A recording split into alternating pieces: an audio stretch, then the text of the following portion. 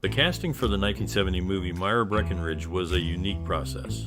Raquel Welch was chosen for the lead role because of her strong screen presence and ability to draw audiences. She had the glamour the producers were looking for. Mae West was cast for her timeless appeal and the humor she could bring to the film. Her screen tests showed she still had the charm that made her famous. John Huston was selected for his deep voice and commanding appearance, which suited his character well. Rex Reed did not have a traditional audition. Instead, he was picked for his real-life critic persona, which matched his character's traits. The chemistry between actors was tested in screen readings, ensuring they could work well together. These moments were crucial in deciding the final cast, aiming to create a dynamic and entertaining film. In the 1970 movie Myra Breckinridge, director Michael Sarn aimed to challenge social norms with a bold and humorous story. He drew inspiration from the novel by Gore Vidal and the changing Hollywood landscape. Sarn's style was experimental, mixing drama and satire to explore themes of identity and transformation. He worked closely with the actors, encouraging them to embrace their roles with freedom and creativity. The collaboration with the cast and crew was key to bringing his unique vision to life, aiming to create a film that was both entertaining and thought-provoking.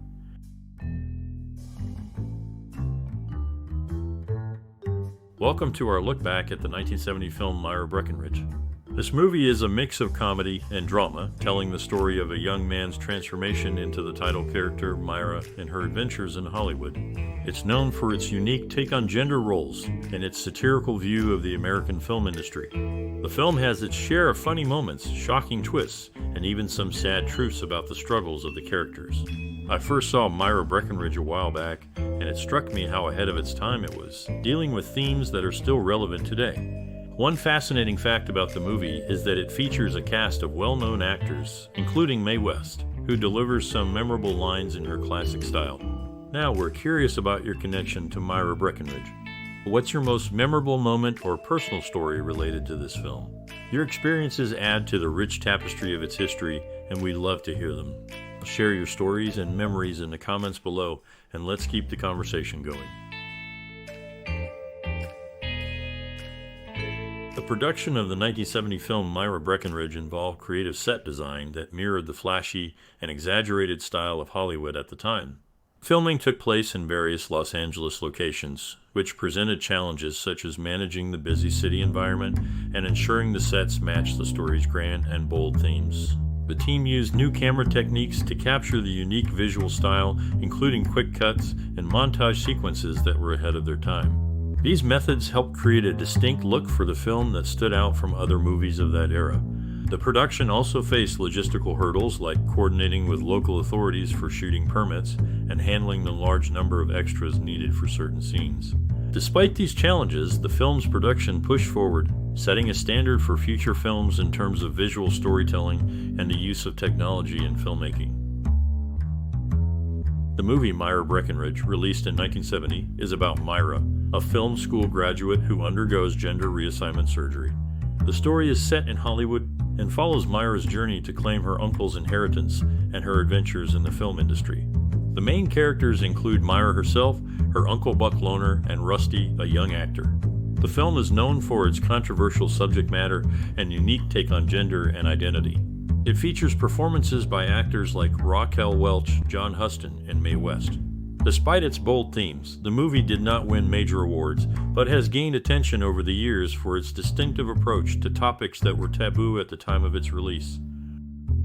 The film Myra Breckinridge's music plays a key role in setting the tone and supporting the story. The score, crafted by John Phillips, uses a mix of styles to match the film's shifting moods. It ranges from lively to somber, helping viewers feel the emotions of the scenes.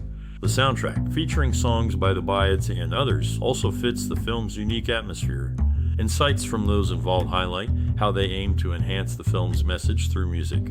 They worked closely with the director to ensure the music reflected the film's spirit, adding depth to the viewing experience. On the set of this film, tensions were high among the cast. Farrah Fawcett, in her first movie role, faced challenges with her co-stars.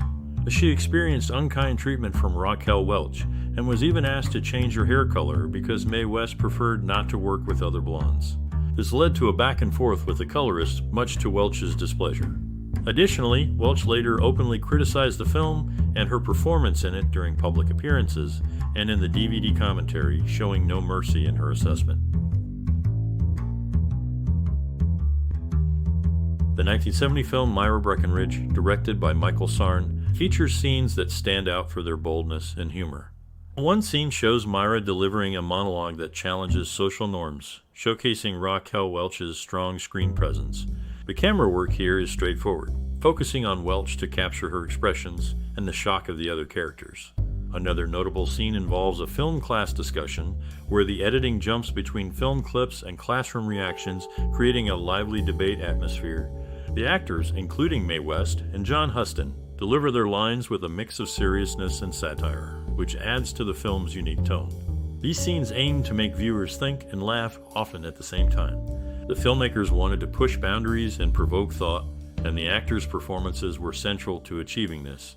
Their work made the film a topic of conversation for its daring content and style.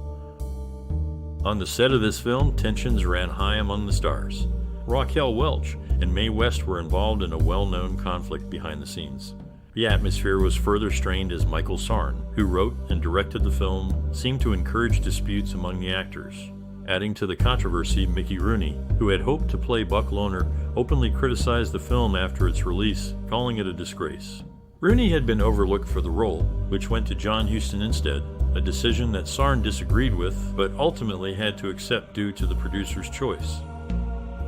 The 1970 film Myra Breckinridge, based on Gore Vidal's novel, was a bold take on gender roles and sexuality at a time when such topics were not widely discussed in cinema.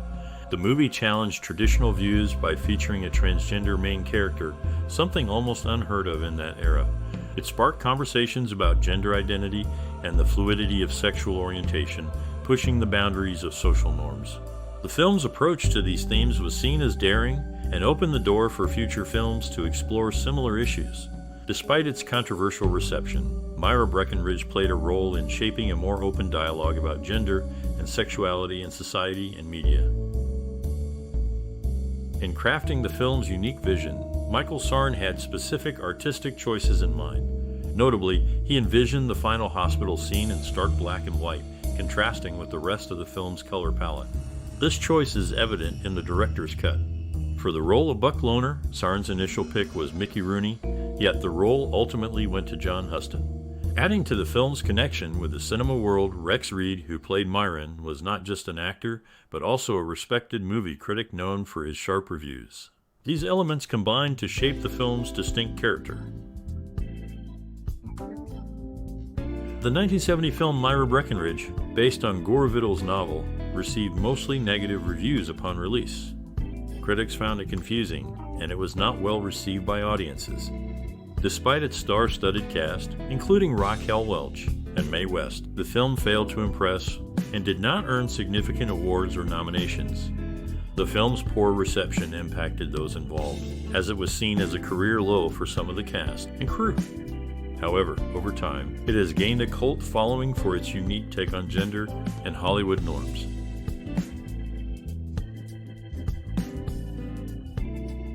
On the set of this film, Mae West made an entrance each day, escorted by a group of young, fit men, confidently informing security that they were part of her entourage. Director Michael Sarn, in his commentary, explained his casting choice for the lead role, stating a preference for authenticity in the portrayal of both genders. Meanwhile, Raquel Welch extended a warm welcome to columnist Rex Reed, guiding him through his first experience in front of the camera. She supported him during his screen test, a gesture not commonly seen from established stars. During the making of Myra Breckinridge, the cast and crew faced unique challenges.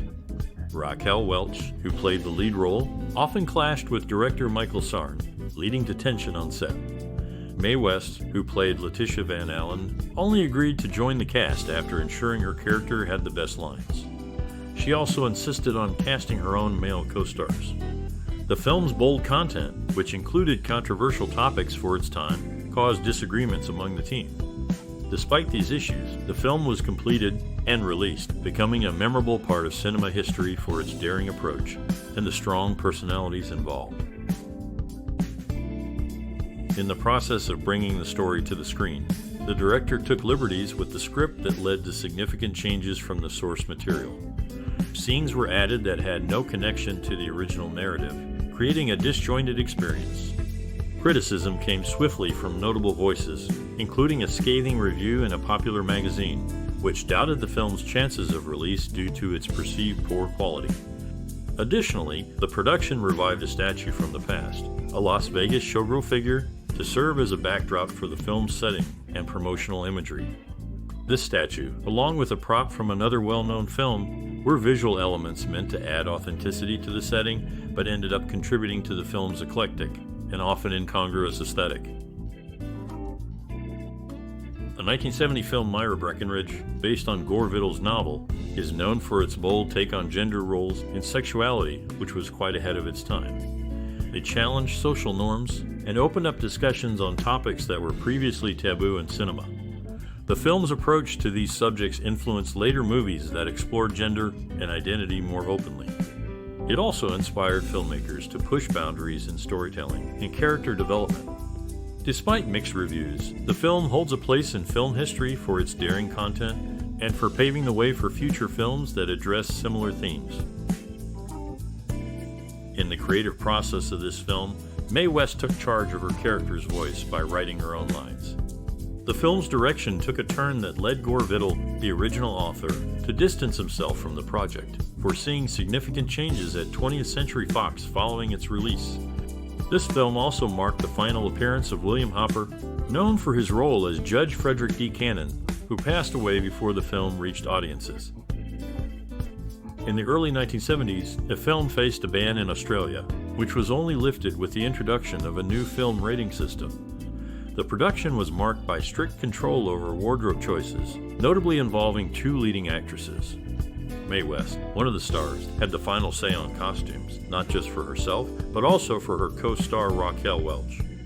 Tensions arose during filming when West demanded the removal of Welch's chosen attire, leading to a temporary walkout by Welch until the dress was returned. Additionally, the film was initially banned in Alberta, Canada, due to its content. It wasn't until 4 years later that the ban was removed, and the film was allowed to be shown with an adult rating. In 1970, 20th Century Fox released two films that were notable for their X certificate, a rare occurrence for the studio. The film in question was one of these two, sharing this distinction with Beyond the Valley of the Dolls.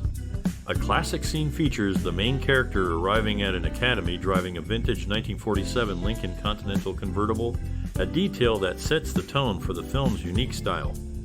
Behind the scenes, actor Rex Reed faced a challenging moment when he was asked to deliver a controversial line. Initially refusing, he was persuaded under the threat of being replaced by a voice impersonator in the scene. His eventual compliance added to the film's bold dialogue choices, reflecting the era's shifting boundaries in cinema. In the making of this film, Mae West set a clear condition for her participation. She wanted to showcase her musical talent with a few songs. The office of Leticia Van Allen, a character in the film, is decorated with a prominent photograph of Clint Walker, a well-known actor of the time. The lead role was a sought-after position, with Elizabeth Taylor, Anne Bancroft, and Angela Lansbury all being top choices at various points during casting decisions. In the pursuit of a role that resonated deeply with her own life, Candy Darling, a transgender actress known for her work with Andy Warhol, sought to portray Myra. Her personal experiences and extensive knowledge of classic cinema made her a passionate candidate. The film also featured a classic car, a 1939 Rolls-Royce Phantom Roman III, which had a history of its own, traveling from Los Angeles to Switzerland before being auctioned in 1996. Farrah Fawcett, another star in the film, shared in an interview her experiences with co-star Raquel Welch, describing her as difficult to work with. Despite this, Fawcett spoke kindly of her other colleagues, countering any negative impressions with her positive personal interactions with them.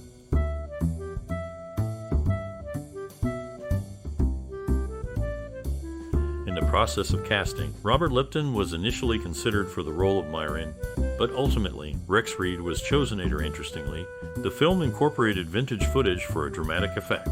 A scene depicting a dam's collapse was actually borrowed from a 1955 movie, The Rains of Ranchipur.